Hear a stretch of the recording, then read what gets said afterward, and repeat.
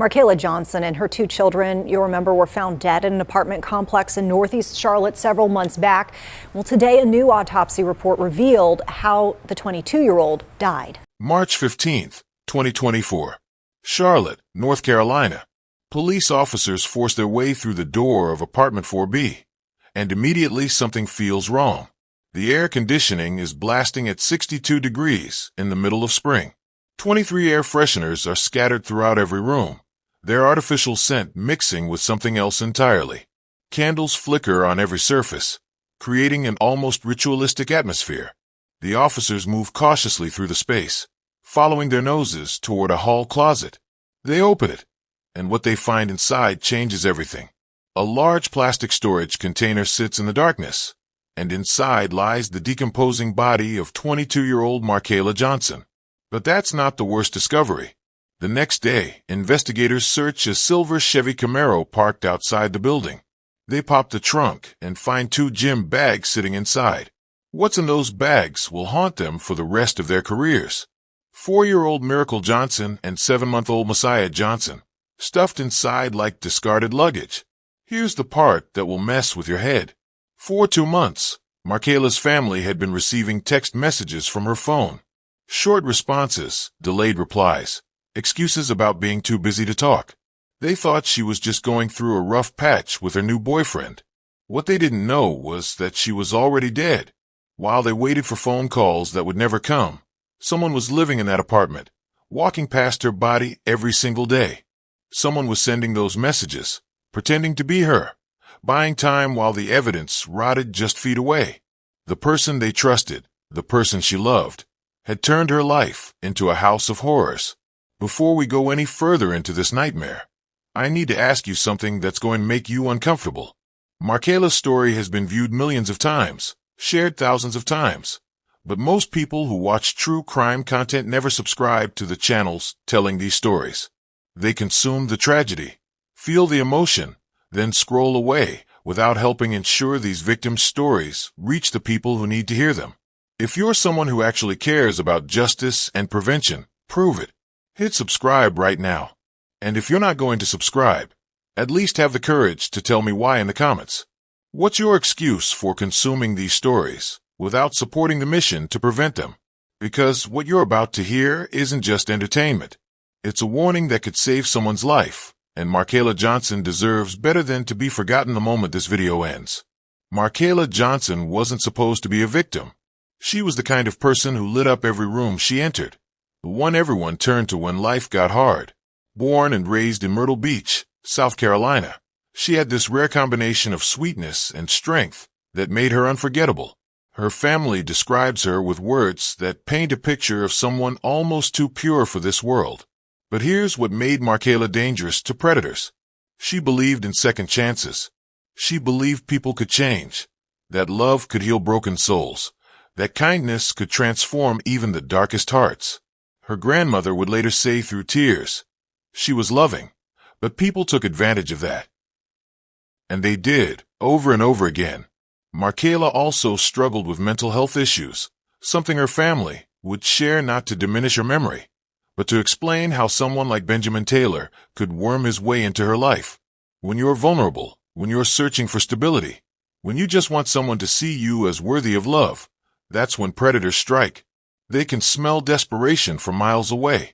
Everything changed when Markayla became a mother. January 2020, baby Miracle entered the world, and suddenly this young woman transformed into what everyone called a mama bear. Fiercely protective, endlessly devoted, completely consumed by the love she felt for this tiny human. Her Facebook page became a shrine to motherhood, filled with photos of Miracle laughing, playing, sleeping peacefully in her arms. Then in June 2023, baby Messiah arrived. A boy with his mother's eyes and a smile that could melt the coldest heart. Now she had 2 reasons to wake up every morning, 2 reasons to work harder, 2 reasons to believe in a better future. Neither of the children's fathers were involved, so Markayla was doing it alone. Single mother, 2 kids under 5, making it work with grace and determination that inspired everyone who knew her. Her social media told the story of a woman who had found her purpose. Every milestone documented, Every moment celebrated with the kind of joy that only comes from unconditional love. On January 22nd, 2024, she posted a photo of Miracle and Messiah standing in front of a Christmas tree. The caption was simple but powerful: "My reason." It would be her last post, because somewhere between that photo and the next sunrise, Markayla met a man online who promised her she wouldn't have to do it alone anymore. He told her exactly what she needed to hear, painted a picture of a life where she could be loved and supported, where her children could have a father figure. She believed every word he said. That belief would cost her everything. The exact moment Markayla Johnson met Benjamin Joseph Taylor is lost somewhere in the digital void of dating apps and social media. But what we do know is this: he found her when she was at her most vulnerable, and he knew exactly what buttons to push. Benjamin was 34 years old, 12 years older than Markayla. To a young single mother struggling to make ends meet, maybe he seemed like the answer to her prayers. Mature, experienced, someone who could help carry the weight of raising 2 children alone. He lived in Charlotte, North Carolina, 170 miles from Myrtle Beach. Not close, but not impossible for someone willing to take a leap of faith for love. They talked for hours. They connected on a level that felt real. And Benjamin made promises that sounded like everything Markayla had been praying for. Here's what Markayla didn't know, what she couldn't have known without digging deep into public records. Benjamin Taylor wasn't who he claimed to be. His past was littered with violence, a trail of broken women and shattered lives stretching back years. Multiple assault charges, kidnapping charges, domestic violence incidents that painted a clear picture of who he really was. This wasn't a man who lost his temper once or twice. This was a pattern, a lifestyle, a carefully crafted method of operation. He had a history of targeting vulnerable women, single mothers, women with mental health struggles, women who were isolated and desperate for connection. And once he had them in his web, he would systematically cut them off from everyone who cared about them. Markayla's family was concerned about the age gap, but she was an adult, a mother capable of making her own choices. They wanted her to be happy, wanted her to find love, wanted those babies to have a father figure who would treat them right. So when Markayla decided to move to Charlotte in the fall of 2023, her family supported her decision. Tonight, autopsies reveal disturbing new details on a triple homicide back in March. Now, as these details have been revealed, the story has become even more grisly. Yeah, really painting a sad picture here. Markayla Johnson and her 2 children, you'll remember, were found dead in an apartment complex in Northeast Charlotte several months back. Well, today a new autopsy report revealed how the 22-year-old died. WCNC Charlotte's Miles Harris joins us in the studio. Miles, tough to go through all of this new information. You went through those autopsies, and what did that say? Well, first of all, here, Colin and Vanessa, this is really just a heartbreaking case here. Markayla Johnson and her children were just 4 years old and 7 months old. And the details from this autopsy reveal that both the mother and the 7-month-old in this case had fentanyl in their systems, which is what led to their death. Markayla's family reported the mother missing on March 3rd after they said they hadn't talked to her since January. So they asked police to do a welfare check. A few days later, they attempted, but nobody answered the door. Now, police, they got a search warrant on March 15th. In court records, they show that officers, they found the mother dead inside a storage container. Now, her children, they were found dead the next day. Now, according to the toxicology report here that came out, the 7-month-old Messiah Johnson had fentanyl in his system. The 7-month-old also tested positive for cocaine, melatonin, as well as naloxone. Now, the autopsies reveal that Messiah also suffered a head injury and even brain bleeding. Now, it also states that both children were found in 2 gym bags in the back of Johnson's alleged boyfriend, Benjamin Taylor's car. Now, court records state that Markayla Johnson moved from Myrtle Beach to Charlotte to be with Taylor, who they met online last year. Now, Taylor had been arrested and is now facing charges including 3 counts of first-degree murder and conceal/fail to report death. Now, he's expected in court later this month, and whether or not he'll also find out if he'll face the death penalty. But guys, we're still also waiting for the autopsy report on the 4-year-old Miracle in this case. But really, it's just a really heartbreaking case for the family here. It certainly is, and one that continues to get worse as we learn more details. Miles, we know that you'll stay on top of it for us, though. She was a sweethearted person. Today, loved ones paid their final respects to the Charlotte mother and her 2 young children who were killed last month. We've been following this story since March 3rd when Markayla Johnson, her 4-year-old daughter Miracle, and her 7-month-old son Messiah were reported missing out of Northeast Charlotte. Well, nearly 2 weeks later, Charlotte-Mecklenburg police found their remains inside their apartment complex. Investigators arrested Johnson's boyfriend, Benjamin Taylor, and charged him with murder. And only on WBTV, you saw this video of law enforcement taking Taylor into custody while he was in Southern California just one day after the remains were found. Tonight, Taylor is back in North Carolina in the Mecklenburg County Jail. He's charged with 3 counts of murder and failure to report a death. Our crews attended today's service for Johnson and her children.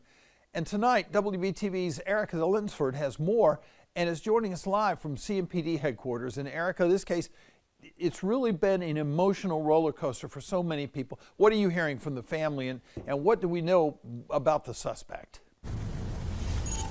Yes, John, as you mentioned, it was very emotional indeed for everyone who attended. Today we spoke to a family member of Johnson. She shared how she would like Markayla to be remembered by everyone, and she also shares a message for people watching here tonight.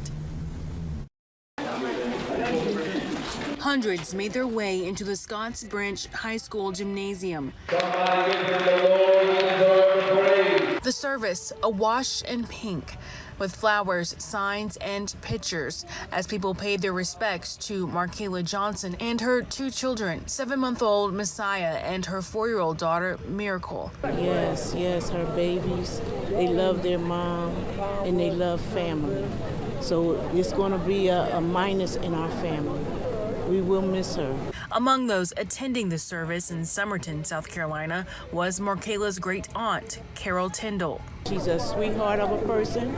Will give you the shoes off her feet and walk beside you with that. She will give her last. She was a sweethearted person. CMPD announced it found the remains of Johnson and her 2 children in an apartment back on March 16th. After that press conference, her family spoke with us, saying they believe she was taken advantage of. Tyndall says she's hoping women walking in Markayla's footsteps gain the courage to walk in a new direction before it's too late. Is there anyone out there have experienced any type of domestic violence in any type of way?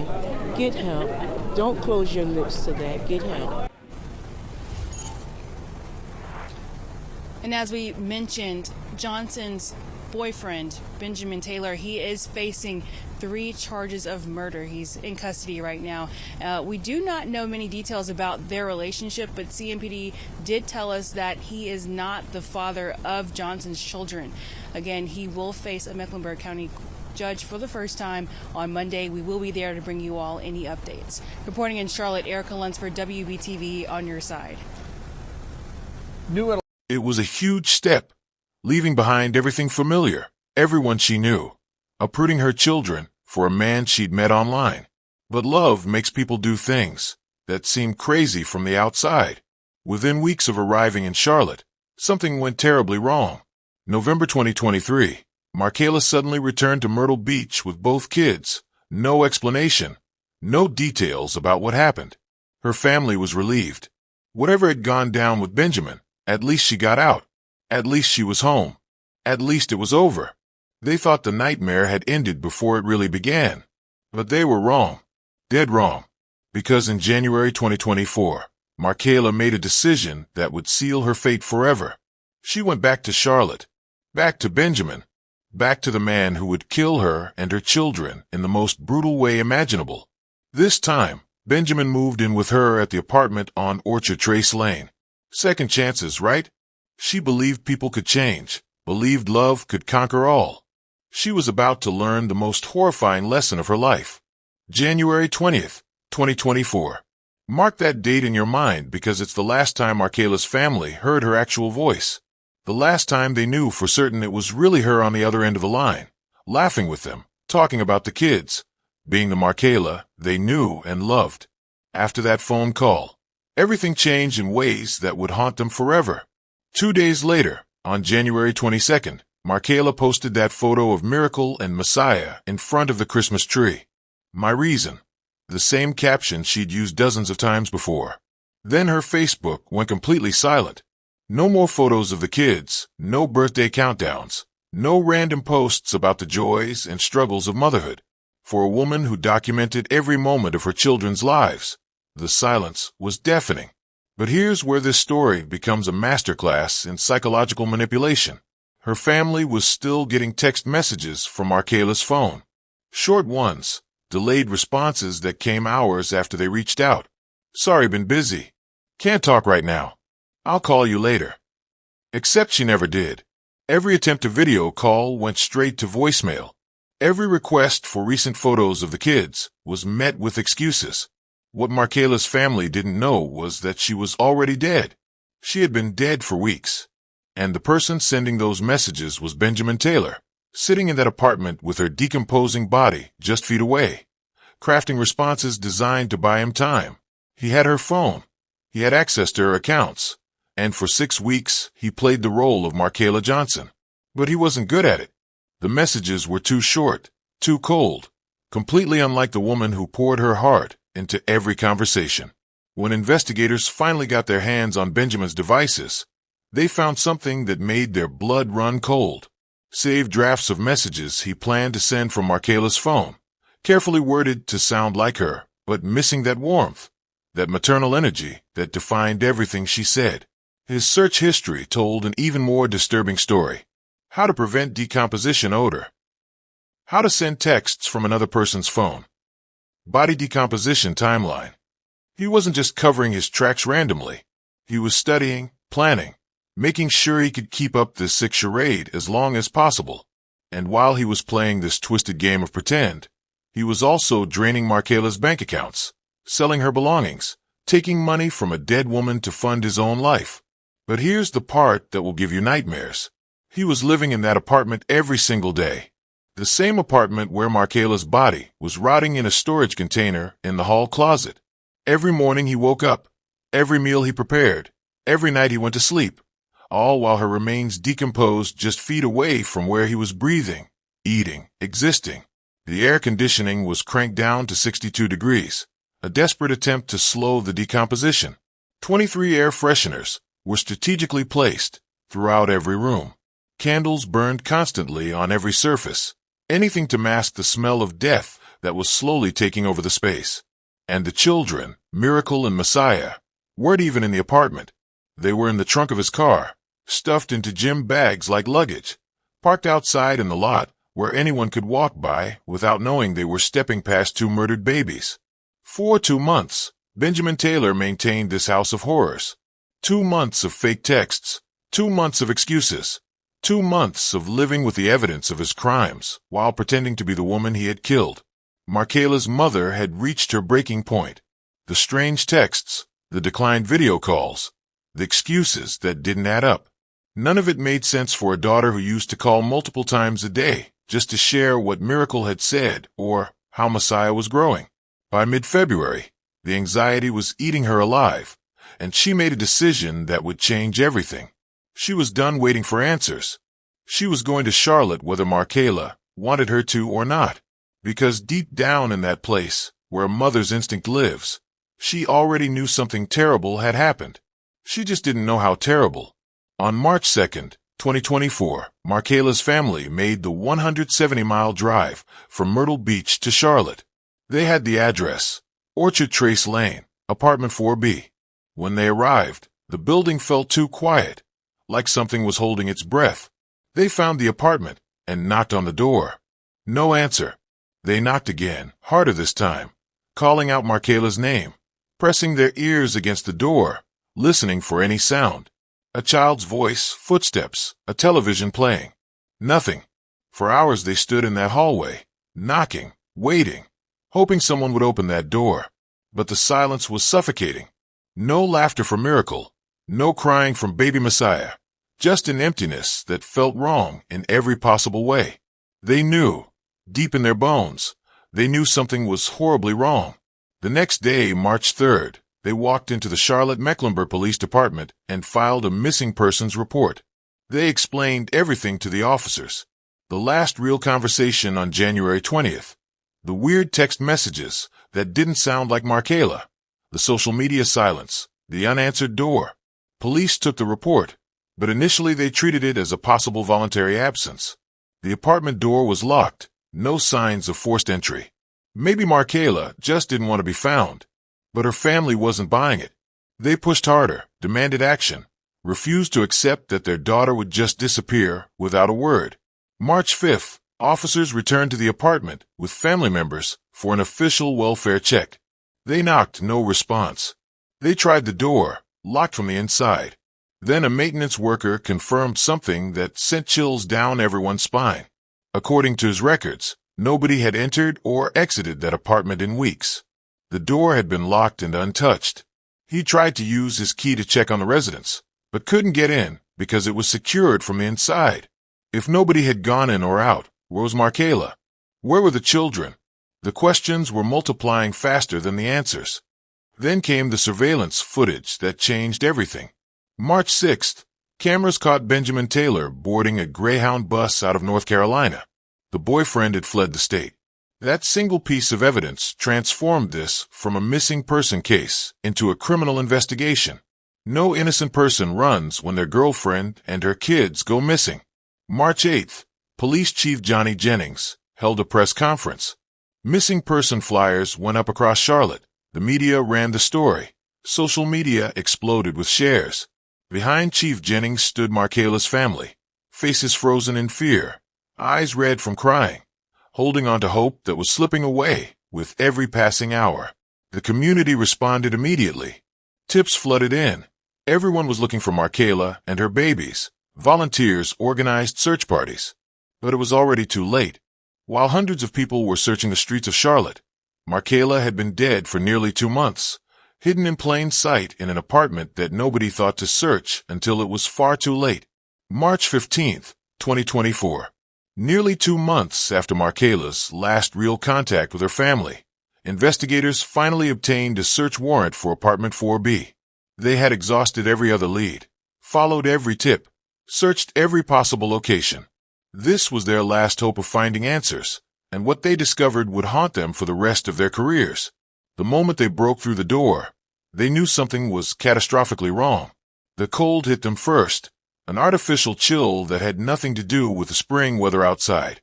62 degrees, cold enough to slow decomposition, cold enough to buy time for a killer who thought he was smarter than everyone else. Then came the smell, masked but not eliminated by 23 air fresheners scattered throughout every room. Candles flickered on every surface, creating an almost ritualistic atmosphere of denial. Someone had gone to extraordinary lengths to hide what had happened in the space. But death has a way of announcing itself no matter how many artificial scents you use to cover it up. The investigators moved through the apartment methodically, following their training and their noses toward the source of the horror. They found her in the hall closet. Markayla Johnson's body was crammed inside a large plastic storage container, the kind you'd buy at any department store to organize your garage or store holiday decorations. But this container held the decomposing remains of a 22-year-old mother who had believed in love and second chances. The sight broke hardened detectives who thought they'd seen everything. But the horror was just beginning. The autopsy would later reveal details that made seasoned investigators physically sick. Ligature marks on Markayla's wrists showed she had been restrained, tied up, held against her will. The medical examiner also found naloxone in her system, a drug used to reverse opioid overdoses. Had Benjamin tried to save her at some point, then changed his mind? Or was he experimenting, testing doses, making sure he got it right? The most devastating possibility was that Markayla was still alive when her children were killed. She may have been forced to watch them die, restrained and helpless, watching the man she trusted poison her babies while she could do nothing to save them. The thought of those final moments, of a mother's worst nightmare playing out in real time, was almost too much for anyone to process. Investigators worked through the night, processing every inch of the scene, documenting every piece of evidence. But there was a question nobody wanted to ask out loud. Where were Miracle and Messiah? They weren't in the apartment, not in the bedrooms, not in any of the closets. The children were missing, and everyone feared the worst. March 16th, the next morning, investigators turned their attention to a silver Chevy Camaro that had been parked outside the building since before Markayla's disappearance. Neighbors said it hadn't moved in weeks. just sitting there like a monument to something terrible. Officers approached the vehicle, looked through the windows, saw nothing unusual from the outside. Then they popped the trunk. 2 gym bags sat inside, the kind you take to the gym or pack for a weekend trip. Ordinary, unremarkable, completely innocent looking. But inside those bags were 4-year-old Miracle and 7-month-old Messiah Johnson, the investigators who had worked homicides for decades, men and women who thought they'd seen every form of human cruelty, stood in that parking lot and wept. The autopsies came back weeks later with results that shattered any remaining hope for humanity. Cause of death: fentanyl poisoning for all 3 victims. But the toxicology reports revealed something even more disturbing. Miracle and Messiah had multiple substances in their systems: fentanyl, cocaine, Benadryl, melatonin. A 7-month-old baby doesn't accidentally ingest fentanyl. A 4-year-old doesn't choose to take cocaine. Someone gave it to them. Someone made sure they wouldn't wake up. Someone turned those innocent children into victims of the most unthinkable crime imaginable.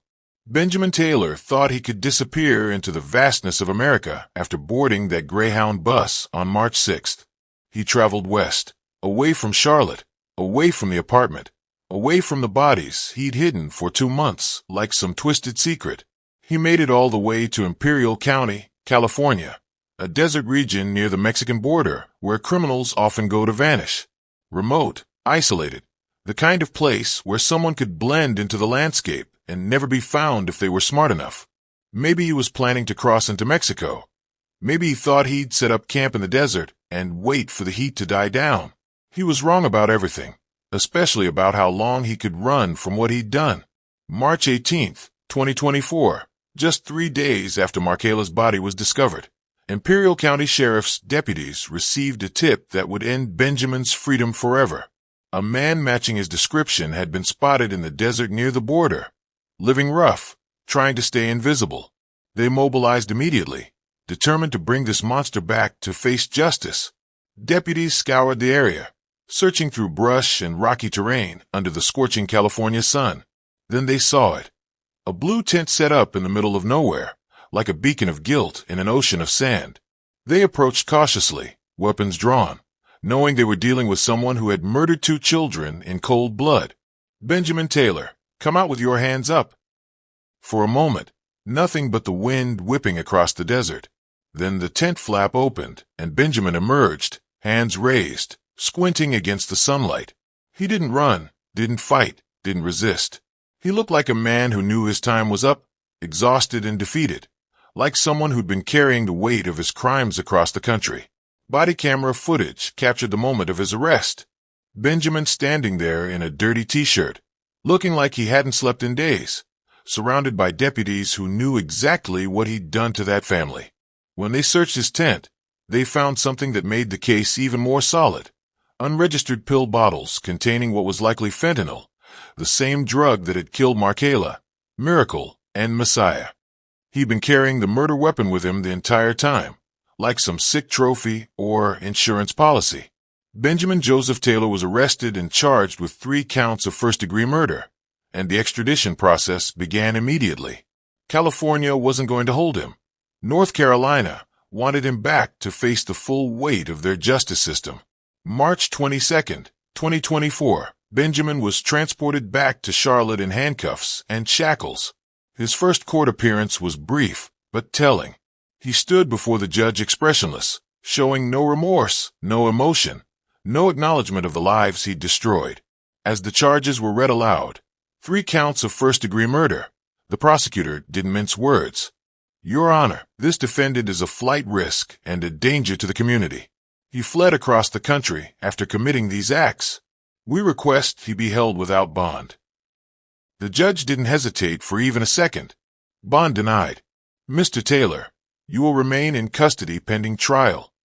Benjamin was let out of the courtroom in shackles, and outside, Chief Johnny Jennings addressed the media with barely contained anger. Benjamin Taylor is exactly where he belongs, behind bars. He will face the full weight of the justice system for what he did to Markela, Miracle, and Messiah. He paused, his voice hardening with each word. He is a tremendous danger to the public, and he will never hurt anyone again. The community could finally exhale. The monster was caught, caged, and would never walk free again. April 6, 2024. Hundreds gathered at a funeral home in Myrtle Beach to say goodbye to 3 lives that should never have been taken. 3 white caskets sat at the front of the room, 1 large, 2 heartbreakingly small. The family chose a pink theme, Miracle's favorite color, turning the service into a celebration of innocence destroyed by evil. Balloons floated above the caskets like prayers ascending to heaven. Stuffed animals surrounded them. Children's books were stacked nearby as donations to local libraries in the kids' honor. Photos of happier times played on screens throughout the room. Markayla laughing, Miracle blowing out birthday candles, baby Messiah sleeping peacefully in his mother's arms. The same images that once brought pure joy now brought unbearable pain. Markayla's mother stood at the podium, her voice breaking with every word, but determined to make sure the world knew who her daughter really was. My daughter was kind. She loved hard. She trusted people even when she shouldn't have. And that trust, it killed her. She looked out at the crowd, tears streaming down her face, her grief raw and unfiltered. She didn't deserve this. Those babies didn't deserve this. And I will spend every day for the rest of my life making sure people remember their names. The service ended with the release of pink and white balloons into the South Carolina sky, hundreds of them rising higher and higher until they disappeared, a symbol of 3 souls finally free from the horror that had consumed their final days. But the impact of their deaths didn't end at that funeral. Within weeks of the story breaking nationwide, domestic violence hotlines across the Carolinas reported a 43% increase in calls. Women who had been silent for years suddenly found the courage to reach out, to admit they were in danger, to ask for help before it was too late. Shelters saw a surge in women seeking safety. Support groups filled up with survivors sharing their stories. Conversations about warning signs and red flags dominated social media platforms. One woman posted, "I saw myself in Markayla. The age gap, the isolation, the weird texts my family was getting. I got out because of her story." Another wrote, "I ignored the red flags because I wanted to believe he'd changed. Markayla's death woke me up. I left last week." Markayla's family started a foundation in her name, dedicated to helping single mothers escape abusive relationships before they became statistics. They partnered with local organizations to provide resources, safe housing, and legal support. If Markayla's death can prevent even one more tragedy, then her story matters. Her aunt said in an interview that went viral. Back in Charlotte, neighbors on Orchard Trace Lane struggled to process what had happened in their building. One neighbor remembered hearing Miracle's laughter through the walls in January. Then suddenly nothing. "I thought they moved out," she said, her voice hollow with the realization. "I had no idea they were dead the whole time, just feet away from where I was living my normal life." The apartment sat empty for months after the discovery. Nobody wanted to live there. Nobody wanted to sleep where such horror had taken place. Some nightmares don't leave when the bodies are removed. They soak into the walls, into the foundation, into the very air that people would have to breathe. The building management eventually had to completely renovate the unit, but even then, prospective tenants would ask questions, do research, discover the truth. This case became a turning point in how law enforcement handles missing person cases involving domestic partners with violent histories. New protocols were established, background checks became more thorough, and the time between a missing person report and active investigation was dramatically reduced. Markayla's death forced systemic changes that have already saved lives. But perhaps the most important legacy is the conversation her story started about recognizing the signs before it's too late. The age gaps, the isolation tactics, the communication changes, the gut feelings that something isn't right. These aren't just red flags. They're emergency sirens that too many people ignore until it's too late to matter. So what could have saved Markayla Johnson and her children? The answer isn't simple, but it starts with education that most people never receive. First, age gap awareness. When a 34-year-old man targets a 22-year-old single mother, that's not romance. That's predatory behavior. The power dynamic is intentional, calculated, designed to create dependency and control. Second, Background checks should be mandatory, not optional. If Markayla had known about Benjamin's history of assault, kidnapping, and domestic violence, she never would have gotten in that car to Charlotte. But most people don't know how to access criminal records, don't think to look, or feel like it's an invasion of privacy. Privacy doesn't matter when your life is on the line. Third, maintaining your support system during new relationships is crucial. Abusers isolate their victims systematically, cutting them off from family and friends who might recognize the warning signs. When someone moves you away from everyone who loves you, that's not love, that's strategy. And finally, mental health support for vulnerable populations, especially single mothers dealing with depression, anxiety, and the overwhelming stress of raising children alone. The ripple effect of Markayla's story proves that awareness saves lives. That 43% increase in domestic violence hotline calls, those are real women who recognized themselves in Markayla's story and got out before it was too late. The foundation created in her name has already helped dozens of single mothers escape dangerous situations. Support groups across the country use her case as an example of what to watch for. One woman wrote to the foundation saying, "I was getting weird texts from my sister that didn't sound like her. After hearing about Markayla, I drove to her house and found her tied up in the basement. Her boyfriend had been impersonating her for 3 days." Another survivor shared, "The age gap, the isolation, the way he talked about my kids like they were burdens. I saw the pattern because of Markayla's story, and I left." These aren't just statistics. These are mothers who are alive today because Markayla's death taught them to recognize the signs. Children who still have their mothers because someone shared this story at exactly the right moment. Lives saved through awareness, through education, through refusing to let these tragedies happen in silence. Markayla's story has now reached you. The question is, what are you going to do with it? Are you going to scroll away and forget? Or are you going to be part of the solution? Every subscription to this channel means more stories like Markayla's reach more people who need to hear them. Every comment creates engagement that pushes these prevention messages to someone who might be in danger right now. But I know most of you won't subscribe. You'll feel the emotion, maybe shed a tear, then move on with your day. If that's you, at least tell me why in the comments. What's stopping you from taking 2 seconds to help save lives? Because that's what this is really about, not entertainment, but prevention. Markayla, Miracle, and Messiah deserve better. The question is, do you care enough to help ensure the next potential victim gets the warning they need?